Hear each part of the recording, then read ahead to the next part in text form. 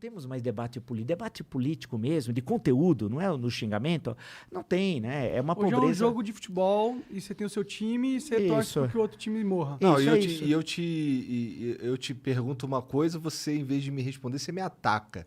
Eu nem te pergunto nada, eu só te ataco, você me Porque ataca. você é não tem- verdade. porque você não tem programa, porque você não tem... Porque o curioso é o seguinte, por exemplo, o Bolsonaro quer ser candidato à reeleição? Quero.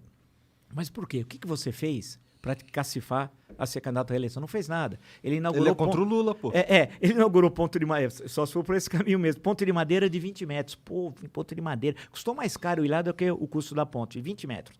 Aí outro dia ele pôs no Twitter dele que ele recapeou 20 quilômetros numa estrada no Mato Grosso. Nem um prefeito colocaria isso no Twitter, 20 quilômetros recapear. É gozação. Você fala, esse cara tá gozando, tal, que ele não tem o que mostrar, porque a equipe é um verdadeiro horror. Todos. Parece que a única equipe dele que funciona é de infraestrutura. É aparente, viu? Porque eu vi até que o Tarcísio veio aqui. Foi bem legal o papo com ele, parece gente fina pra caralho. Mas o Tarcísio é um falastrão, né, em termos de realização. Na verdade, falava assim, que agricultura e infraestrutura era zoar. A agricultura é a Tereza Boi Bombeiro Cristina. É uma senhora fantástica. Boi Bombeiro porque ela disse que não pegaria aquele incêndio no Pantanal se não tivesse mais a floresta, as árvores, a vegetação, né? E se já tivesse só pasto. É genial, uma mulher fantástica. É um verdadeiro prêmio Nobel da ciência. Ela foi isso mesmo?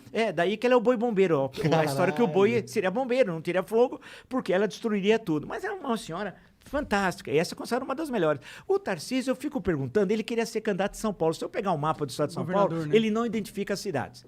Bem, aqui, o Dudu Bananinha, por exemplo, você pegar pro Dudu Bananinha, o Dudu Bananinha, que é conhecido como Eduardo, mas é Dudu Bananinha. Se você pegar... Não fala isso que ele não gosta. O planisfério, os continentes, ele não sabe identificar os continentes. Esse é o Dudu Bananinha. Pô, os continentes que foda. ele não Ele ia consegue. ser embaixador, pô. Ele queria ser embaixador e não conhecia o Kissinger. Porque teve uma conversa aqui no Brasil, alguém falou em Kissinger, que foi Henry secretário de Estado. Kissinger. Isso, olha lá, hein? Eu conheço, tá vendo? O Bananinha falou pro assessor, quem é esse Kissinger? Eu não tinha a mínima ideia. O cara falou, foi secretário de Estado, um cara importante e tal. Eu não tinha a mínima ideia.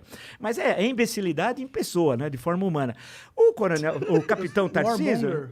O capitão Tarcísio, na verdade, não tem nada de... Inventaram o que... Ele fica falando o Bolsonaro naquelas lives pavorosas de quinta-feira, que tá fazendo... Não tem nada, não tem uma obra. Que porto, ferrovia... o que tem é de governos anteriores que começaram ainda a inaugurar alguns trechinhos. Ele está terminando as paradas do governo Mas anterior. 20 quilômetros, 15. Foi lá da transposição da água de São mesmo? Eu Francisco. duvido um pouco disso, de pra ser concreto, se sincero. você fazer um pente fino, passa um pente fino no que foi feito pelo governo Bolsonaro nos vários ministérios. O Brasil hoje é um estado pária da comunidade internacional. Ninguém quer saber do Brasil. Mas isso é muito mais por questões de comunicação do governo do que necessariamente, eu acho... Você acha de comunicação? feitos. Por exemplo, alguém chegar, o Ernesto Araújo, que é o Beato Salu da novela Roque Santeiro, né? O pessoal chamava ele Beato Salu. É uma novela só para os mais novos, muito importante, e feito pelo Dias Gomes, que era um tremendo autor, e o Beato Salu era um sujeito, Beato Salu, um malucão, cabelo, lembra o Ernesto Araújo e tal. É que a gente nem lembra mais que foi ministro das Relações Exteriores, que isolou o Brasil do mundo. Né? Ele realmente parecia um cara que acredita em Ele estava à das direita do conspirações. Gengis Khan. Ele estava à direita do Gengis Khan. É uma coisa horrorosa. do Tal. Gengis Era Khan uma é coisa assim, era um verdadeiro horror. Se você for ver, agora na ONU, ninguém queria conversar com ele. O Boris Johnson não sabia nem direito quem ele é, né? Aí quis vender, falou da vacina, achou que seria elegante, mas falou com um negacionista, nazista, criminoso, ladrão, corrupto, que é o Bolsonaro, chefe de quadrilha. Aí o Bolsonaro falou, mas eu não tomei a vacina, não sei o que lá. O outro falou, E o outro, que inicialmente era até contra a vacina, no início, né, não sabia, Sim, depois que ele foi, e viu com a importância do SUS. Pegou, né? Pegou, quase morreu. E a importância do SUS, Ele é gordão. vamos chamar de SUS lá do Reino Unido, e a importância depois que foi a vacinação. Ele mudou de ideia radicalmente. E depois foi se encontrar com o presidente da Polônia. A Polônia é um governo antissemita, racista, reacionário, é uma coisa horrorosa. Está direito. A Polônia, pobre país, sofreu tanto, quase que desapareceu durante 150 anos da história, depois reaparece no Tratado de Versalhes, depois o Hitler invade, a União Soviética invade outro lado, é um verdadeiro horror. Então, um país isolado internacionalmente. Agora mesmo, o Globo de hoje pegou um WhatsApp dele, um outro WhatsApp de outro número de telefone dele, de um grupo dele, ele falando, atacando a China. E o pior, com coisas que não existem. Ele nem sabe onde é a China, na verdade. Mas isso não são coisas da retórica do presidente? Não, isso é que é o pior. Governo? Não, ele é marginal. A gente tem que entender. Ele é sócio de uma organização chamada Escritório do Crime. Aquele Adriano que morreu na Bahia, executado, é sócio dele. Mas isso, e ele é sócio. Como você tem essa certeza? Que eu sou ignorante. Eu posso dizer, olha, ele empregou a filha, a primeira mulher do Adriano, no gabinete do Flávio durante 8 anos como funcionária fantasma. Segundo, empregou a mãe do Adriano. Olha que ele é um homem que quer a família unida. Esse é o lado positivo, né? Vamos ver o lado positivo também. Então ele quis ajudar também. Ficou como funcionária fantasma também lá do gabinete. Aí o Flávio, amando do pai, porque os filhos não existem, né? Deu a medalha Tiradentes, que é a mais alta honraria da LERJ, da Assembleia Legislativa Carioca, para o Adriano. Assassino, homicídio, todo mundo sabia. E deu. E ele visitava na prisão o Adriano. E há suspeitas também, em Rio das Pedras, quando eles invadem e constroem aqueles prédios tudo fajutos, depois o prédio desaba, que ele é sócio também. E ele é vizinho do assassino da Marielle Franco. Isso é verdade. O Rony Lessa, ali, 7 metros, atravessa a rua, tá aqui. Então, ele sempre se misturou com o que há de mais sujo da política do Rio de Janeiro. Quem vive no Rio sabe, ele é aliado das milícias, é um miliciano. Onde ele tinha votos? Onde o Carlos, como vereador, tem votos? Você pega o mapa da cidade, no caso de vereança é possível, aonde as milícias e o tráfico controlam. Então, você vê aquelas áreas, é onde justamente a quadrilha, porque ele é um quadrilheiro, é um homem covarde, né? Eu tive com esse cara 40 minutos, né? Quando eu estava na Jovem Pan, 40 minutos, tivemos uma conversa, vamos chamar assim, não foi bem uma conversa, mas foi quase uma conversa. Ele não sabe nada, ele é um idiota. Na primeira pergunta, eu olhei para ele, eu falei, ele não está entendendo o que eu estou falando. Eu dei aula até para o ensino fundamental 1, 2, ensino médio e 30 anos na universidade. Eu conheço um pouco de ensino. Quando eu falei para ele, eu percebi aquele olhar baço da ignorância, sabe? Que bate aquela coisa blindada. Eu falei sobre economia, só para brincar. Eu sabia que ele era um idiota, não sabia nada também de economia, e continua sendo idiota tal, né? Eu perguntei para ele, o que o senhor vai fazer o senhor quer ser candidato? Era 2017 ainda. O que o senhor vai fazer nos setores primário, secundário e terciário da economia? Algo básico. Então, agricultura, minéria, né? Indústria e serviço. Ele olhou, falou, o que esse cara tá me querendo me sacanear? O que é primário? Ele não entendeu. Eu falei, mas o senhor não entendeu a minha pergunta. Ele não entendia nada. Coisas básicas. Aí, uma senhora que foi entrevistada até no meu canal, Olga Curato, para dar o nome, falou, não, ele tem problemas cognitivos. Ele não consegue, ele tem dificuldade de raciocinar. Além de ter um vocabulário de 500 palavras. Eu não sei como é chamado de mito. Porque mito são aqueles líderes autoritários que dominam a língua, são tremendo oradores, são carismáticos. Ele é um idiota. Ele falou 7 minutos em Brasília, fazer tudo aquilo, agora é dia 7. Falou 7 minutos e veio a São Paulo. E os idiotas foram na Avenida Paulista, os bobalhões. Bastante bobalhões. Mas não era o que eles falaram, eles mentiram. Tinha 120 mil bobalhões. Tudo bem, o Brasil tem 213 milhões de habitantes. Sim. Mas tinham lá, tudo bem, parte ali era nazifascista, parte não sabia o que estava fazendo. Ele falou 17 minutos. Você imagina, os caras... e foram pagos. Igual o PT pagava, o Bolsonaro paga também, porque tem os vídeos mostrando os caras recebendo R$100, etc. Tal. Assim como o PT tinha blogs sujos, lembra? Eu não me esqueço de certo jornalista que ganhava 400 mil por mês. Ele tem agora.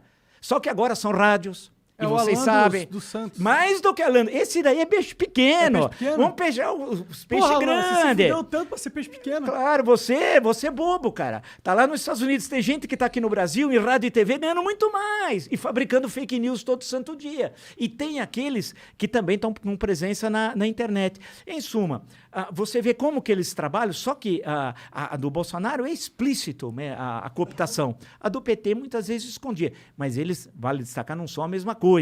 Não vou dizer que Lula é igual ao Bolsonaro. Isso é mentira. Eu acho Bolsonaro que o Lula é mais eficiente. Não.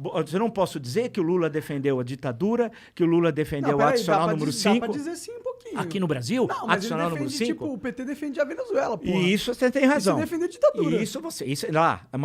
Mas eles falam que é democracia. Aqui Não, mas isso você tem razão. Cuba também é um horror. Eu posso dizer isso porque eu tive embates com os caras quando o Bolsonaro era aliado do PT. Em 2004, o Carlos, na chapa para vereança, ele era do PT. Então eu posso falar tranquilo, porque na hora de enfrentar o PT, eu estava enfrentando. O covarde do Bolsonaro não estava, né?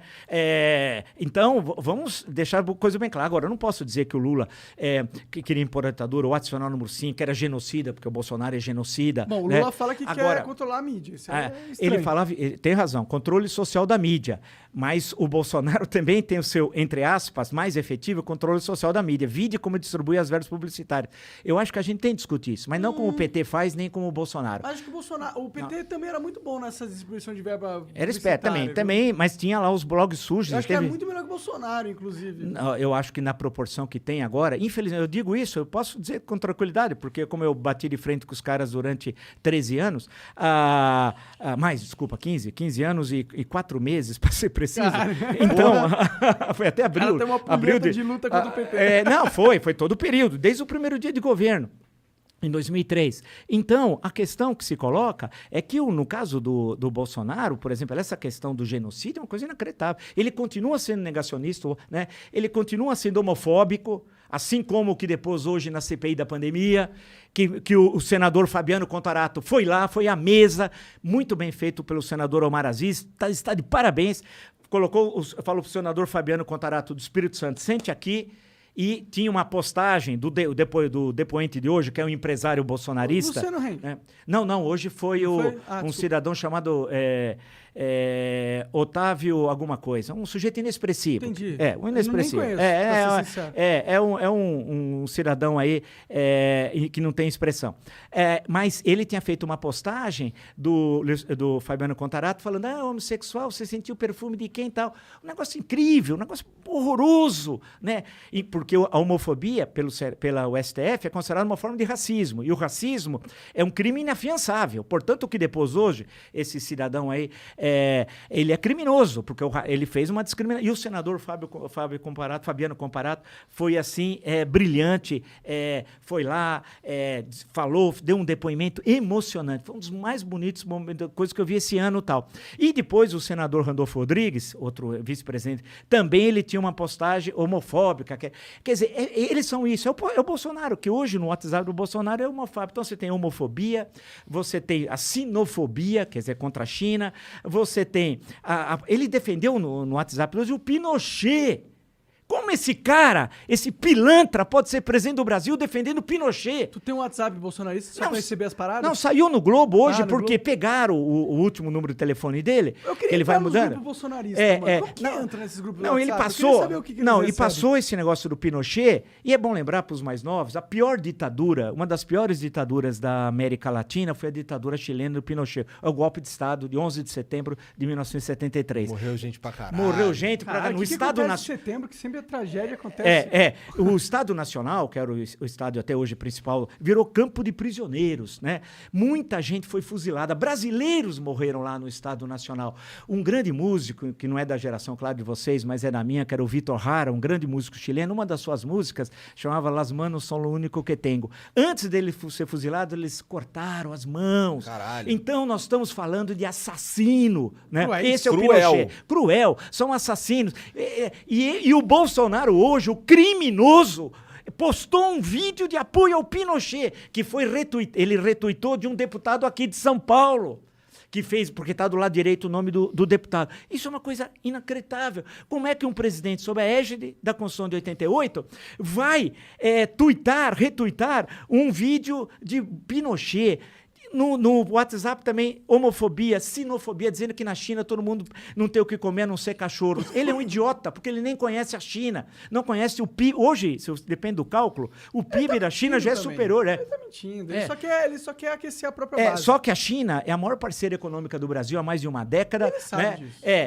Ele sabe muito pouco, porque o Dudu Bananinha atacou inúmeras vezes, através do seu Twitter, também a China. E essa história de vírus chinês... Mas eles fazem isso pensado, não é que eles não sabem que a China é um bom parceiro, é que eles fazem um cálculo político. Sim, eles que pega aquele Steve Bannon, aquela coisa horrorosa lá dos Estados Unidos, né, que era do Trump, e aí trazem aquilo. O bolsonarismo, o ismo é exagero, porque o ismo parte da ideia que você tem um certo conjunto orgânico de ideias. O Bolsonaro não tem um conjunto orgânico de ideias. É uma misturada, que eu até, nos artigos que eu escrevo lá também no UOL como colunista, eu falei, olha, tem de ver a história da extrema-direita brasileira, para entender esse ismo do bolsonarismo. Não é o integralismo, que foi um movimento tipo fascista que nós tivemos no Brasil nos anos 30, mas ele só existiu durante 5 anos, de 32, quando foi criado, e veio o golpe do Estado Novo, proíbe os partidos políticos. Conhece os internalistas aí na internet. Mas esses aqui são tudo internalistas de carnaval. Isso aí não é para levar nada, esses aí são todos os bobalhões. Não é o integralismo, porque aquele integralismo nos anos 30 tinha a lembrar... Bem, primeiro precisa olhar a Itália do Mussolini, nós estamos na década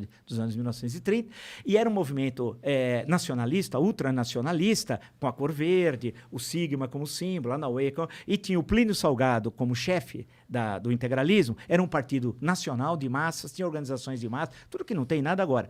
E o Plínio Salgado, você pode falar tudo, mas era um bom escritor, né? Era um escritor modernista, né, da Semana de Arte, e tinha intelectuais que depois foram para outras correntes, como o Miguel Reale, que depois rompe com o integralismo, que era o chefe da doutrina, tinha Santiago Dantas, que foi um cara importantíssimo nos anos 50, morre em 64, o padre em Fortaleza, Dom Helder Câmara, que depois vai ser muito importante, quando vai para o Rio de Janeiro, o Dom Helder Câmara virou um símbolo, especialmente durante a ditadura militar. Então, foi aquele momento, o Vinícius de Moraes, jovem à época, estava para prestar concurso no Itamaraty, também teve simpatias com o integralismo naqueles anos 30. Então, o integralismo era aquilo, mas aquilo morreu lá nos anos 30. O que o Bolsonaro advoga é uma outra extrema-direita que nasce contra a República Populista, e tinha um almirante nos anos 50 chamado Penaboto e tal. E na época se gozava muito, o Rio era a capital e o humor carioca sempre é muito bom, que era o penabotismo, que ele via comunista embaixo da mesa, em todo lugar, ia no banheiro, o comunista estava atrás da privada, era aquela coisa tenebrosa e tal. E aí era o chamado penabotismo, que fracassou em várias tentativas de golpe. Se você pega o que eu penso, eu tenho muitos fascículos das coleções dele, eu comprei em sebo e tal. Se você pega o Penaboto, tanto que em 64 não deram cargo nenhum para ele, porque os militares sabiam que o cara era doido, né? Aí você puxa para os órgãos de repressão, que é chamado órgãos de inteligência, que reprimiram, mataram, assassinaram dezenas de brasileiros, né, nos centros de repressão. Milhares ou dezenas? Dezenas. Foram provavelmente, deve ter sido em torno, aqui foi em torno de uns 400, a princípio de 450 a 500, que foram, parte desses corpos desapareceram, que são os chamados desaparecidos, né? Nunca foram entregues às suas famílias. Quando você pega esse período aqui, esse segundo período, é a repressão das torturas. Pau de Arara é uma invenção nacional, tal. Outro dia até estavam dando risada sobre o Pau de Arara. Isso é uma tragédia, tal. Aí você pega o Penaboto, tem a ver com esse pessoal dos órgãos de tortura. Depois, na época do governo Geisel, houve a distensão lenta, gradual, segura. Ele queria levar o Brasil paulatinamente para a democracia, dentro da ideia do Geisel, que foi um presidente muito severo, muito austero, e é um momento que quem estatiza a economia brasileira são os militares, especialmente o governo Geisel.